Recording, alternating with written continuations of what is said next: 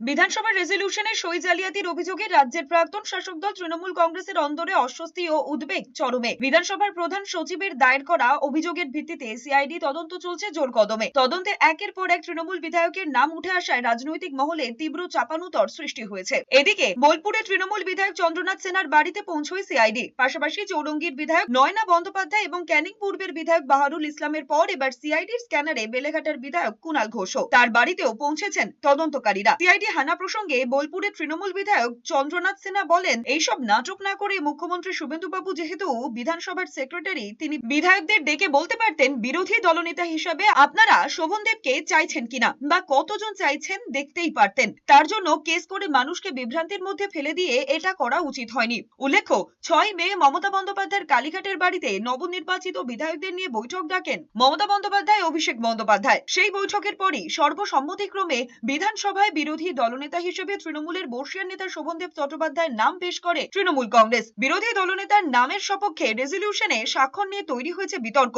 বেশ কয়েকজন তৃণমূল বিধায়কের স্বাক্ষর নিয়ে সন্দেহ প্রকাশ করে দায়ের হয় এই মামলা। সেই তালিকায় রয়েছেন তৃণমূলের একাধিক বিধায়ক। আর সেই প্রসঙ্গে জিজ্ঞাসাবাদের জন্য বিধায়কদের বাড়ি বাড়ি যাচ্ছেন সিআইডির আধিকারিকেরা।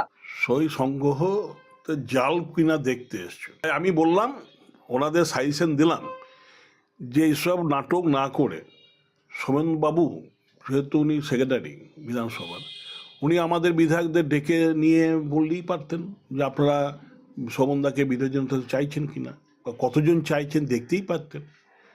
তার জন্য এইসব কেস করে মানুষকে বিভ্রান্তির মধ্যে ফেলে দিয়ে এটা উচিত হয়নি।